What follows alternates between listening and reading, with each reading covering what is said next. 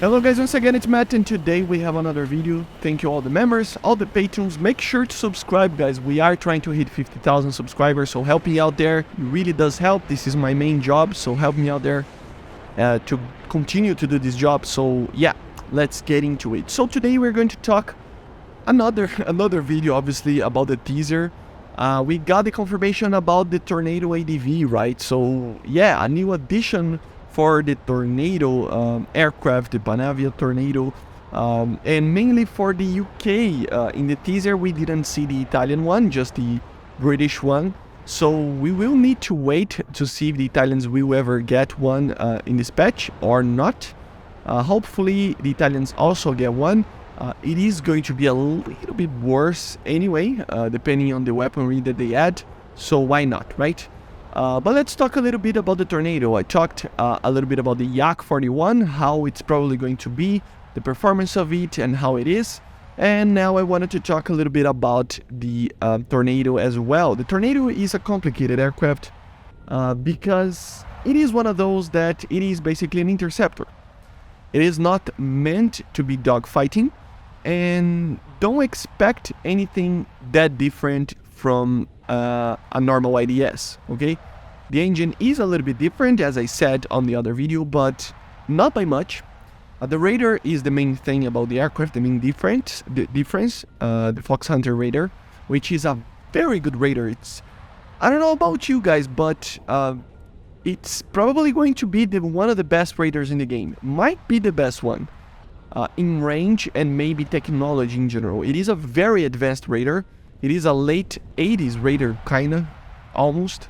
So yeah, it is indeed a very, very interesting aircraft, and it is an interesting radar. But it has its problems. It is still a Tornado. It has still small wings, and it's still not the fastest thing ever, right? The acceleration of it and stuff, the engines, they are a little bit underpowered for the weight. A lot is due to the normal way that we normally fly the IDS. Obviously the bombs and stuff will affect an aircraft a lot, right? And the ADV will not suffer from that. Even though the Sparrows are indeed some heavy missiles, they're not as heavy as bombs, right? And yeah, and let's talk about the main armament of this aircraft. Obviously you will still have the 27mm gun, obviously the Mauser, right? Amazing. It is not the greatest thing ever. I still personally prefer the 30mm Geisha 30. Obviously I love the MiG-29 and even the Vulcan, you know. I'm not the biggest fan of the Vulcan. I like more precise guns, but still the Vulcan, it is a little bit easier to use than the BK-27, right? And it is going to still have this gun. It is not having a lot of differences there. It should have only one if I'm not mistaken, but still it is basically the same as the IDS, right? On the missile side of things, obviously it is an interceptor fighter, right? ADV stands for defense variant, so yeah, or version, whatever. But still, the main thing is the missiles. Of course, the IR missiles will be the A9Ls, probably. I don't remember if the British actually used the A9M. We don't know yet if we are actually getting a new generation of missiles, but still, if it is the same as what we have right now in the game, it is going to be the A9L, and then two more of them, obviously 4 of them, not just the 2 of them that the IDS uses, and then the main attraction of the show. It is the Skyflash Temp. So I wanted to talk a little bit about that, and also I have a lot of videos. So if you are old in the channel, you already heard me talking a little bit about these missiles, and especially I did talk a little bit about them on a previous video, the last video that I posted today as well. But I wanted to reiterate what they are, okay? So in real life we have 3 Skyflashes. We have the 3000, the 5000, and the 6000, okay? They normally have these little names that are used on it. So the 3000 is the pre-temp, the 5000 is the temp, just temp, and then the 6000 is normally called the super temp. So normally we have these three kind of situations of missiles, okay?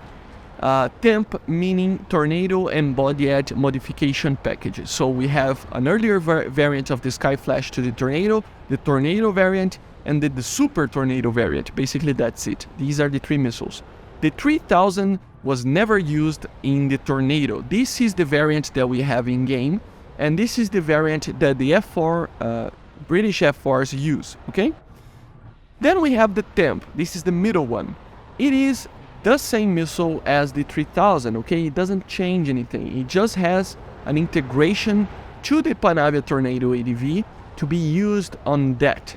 So the main difference between the 3000 pre-temp and then the 5000 temp Tornado embodied modification package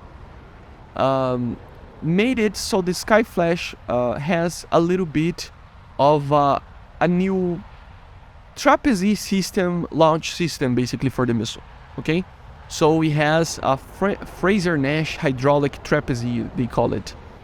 They basically propel the missile into this slipstream of the air, right? Prior to motor ignition, and then once it's under the aircraft, then it ignites the engine and goes. So it is the same missile, but with a different ignition, a little bit of a different ignition. It should have a little bit more of a better, performance, but not by much, man. It is like barely feelable. In real life, they say it's not even, like you don't even feel the difference. The performance will be basically the same. So a very short range missile.